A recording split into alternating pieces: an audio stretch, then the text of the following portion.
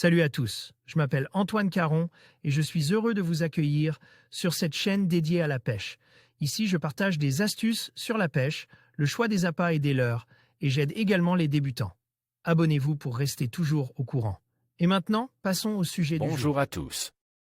Dans cette vidéo, je vais vous parler de la pêche de l'ombre commun, une activité passionnante que l'on peut pratiquer à la fin de l'été et durant l'automne. Je partagerai avec vous mes astuces pour attraper ce poisson délicat, ainsi que les meilleures techniques et les endroits idéaux où pêcher. Que vous soyez débutant ou pêcheur expérimenté, j'espère que mes conseils vous aideront à profiter pleinement de cette saison. Alors, préparez vos cannes et suivez-moi dans cette aventure au bord de l'eau. Écoutez cet article. L'ombre est un poisson à part dans nos rivières. Avant de se jeter à l'eau, essayons d'en savoir un peu plus sur cette espèce, et sur les différentes techniques de pêche qui peuvent être efficaces. L'ombre commun, poisson à découvrir Timmalus, grayling en anglais, appartient à la famille des salmonidés, bien qu'il diffère en de nombreux points des truites fario par exemple.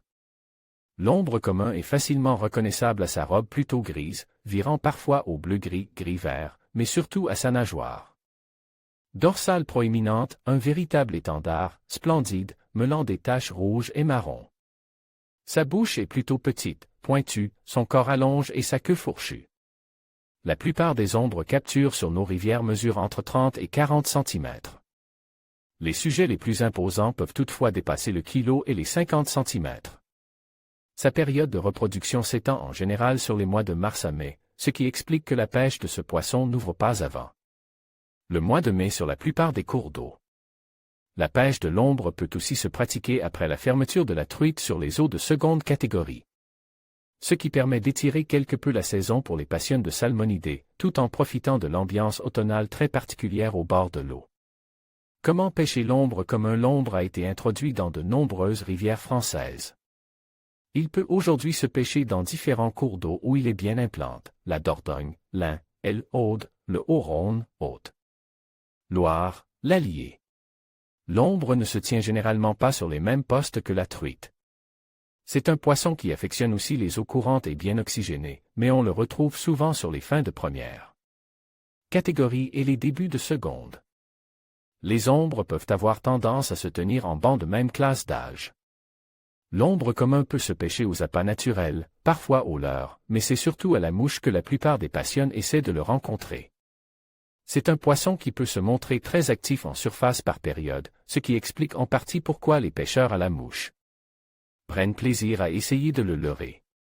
Parmi les modèles les plus présents, les petits culs de canard font référence. Mais parfois il ne faut pas hésiter à sortir de gros sedges ou de belles mouches en poil de cervidés. Car c'est bien le charme de ces poissons fantasques, sur certaines sessions où les ombres semblent pris de frénésie et nous gratifient de nombreux gobages, il peut être extrêmement difficile de trouver la mouche qui va les décider. La pêche en nymphe est aussi très pratiquée pour rechercher l'ombre. Que ce soit en nymphe au fil ou en nymphe à vue par eau claire. La pêche en noyer peut également donner d'excellents résultats, en permettant de prospecter différentes couches d'eau quelle que soit la technique mise en œuvre. Il faut toujours soigner ses dérives et ses bas de ligne. Timmalus est un poisson méfiant qui sanctionne un refus la plupart des dragages. Et les longs bas de ligne en 10 centièmes font souvent la différence. En conclusion, la pêche de l'ombre commun à la mouche en fin d'été et à l'automne offre une expérience unique et enrichissante pour les passionnés de la pêche. Les conditions climatiques et le comportement des poissons durant cette période créent des opportunités exceptionnelles pour capturer ce magnifique poisson. En adaptant vos techniques et en choisissant les bonnes mouches, vous pourrez maximiser vos chances de succès.